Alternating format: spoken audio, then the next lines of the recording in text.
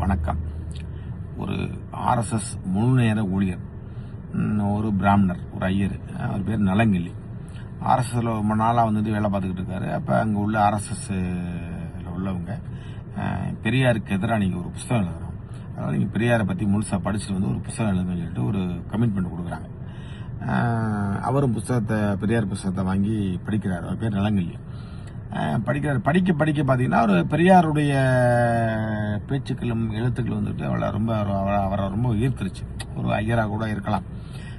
அவரு ஒரு மனுஷன் தானே, என்னடா இவ்வளவு பெரிய விஷயங்களை சொல்லிக்கிட்டு இருக்காரு, இவருக்கு எதிராக எழுத சொல்றாங்க, நம்ம இவ்வளவு நாள் தப்பு பண்ணிட்டோமே அப்படின்னு சொல்லிட்டு அப்புறம் பெரியாரை பத்தி நிறைய தேட ஆரம்பிச்சு கடைசியில் ஆர்எஸ்எஸ் முழுநேர ஆர்எஸ்எஸ் ஊழியராக இருந்த ஒரு ஐயர், ஒரு நபர் முழுக்க பெரியாரிஸ்டா வந்துடுறாரு. பெரியாரிஸ்டா வந்தோன்னா சரி, நம்ம இந்த சமுதாயத்துக்கு ஏதாவது ஒரு தகவல் சொல்லணும்னு சொல்லிட்டு ஆர்எஸ்எஸ் செயல்பாடுகள் அத்தனை ஒரு புஸ்தகமா எழுதிட்டாரு, வெளியிட போறாரு.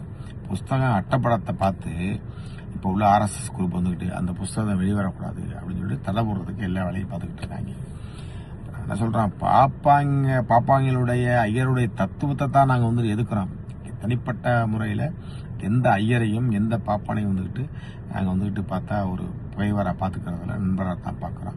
அந்த அடிப்படையில் பார்த்தீங்கன்னா ஒரு ஐயர் கூட பார்த்தீங்கன்னா பெரியாரிஸ்டா மாறி ஆர்எஸ்எஸ்க்கு எதிராக, அதாவது என்ன அவங்க என்ன பண்ணுறாங்க, என்ன பண்ண போகிறாங்க, என்ன செஞ்சுக்கிட்டு இருக்காங்க, நாடு எங்கே போகுது அப்படின்னு ஒரு தெளிவான ஒரு புரிதலோட ஒரு புத்தகம் எழுதியிருக்காரு. அதை இந்த ஆர்எஸ்எஸ் பிஜேபி அரசு தடை பண்றதுக்கு எல்லாரையும் பார்த்துட்டு இருக்காங்க. இதை வன்மையாக கண்டிக்கின்றது பெரியார் பேரவை. இது போன்று மனிதாபிமானம் உள்ள எந்த அமைப்பில் இருந்தாலும் சரி, எந்த ஜாதியில் இருந்தாலும் சரி, அவங்க முழுசா பெரியாரை படிச்சுட்டு நீங்க எது நியாயமோ அதை பத்தி பேசுங்க, அதை பத்தி எழுதுங்க. இந்த மாதிரி ஆளுகள்லாம் வரவேற்கின்றது பெரியார் பேரவை. அவருடைய புஸ்தகம் கண்டிப்பா வெளியில வரணும், எல்லா பொதுமக்களும் வாங்கி படிக்க வேண்டும் என அவர் கேட்டுக்கொள்கிறேன். நன்றி, வணக்கம்.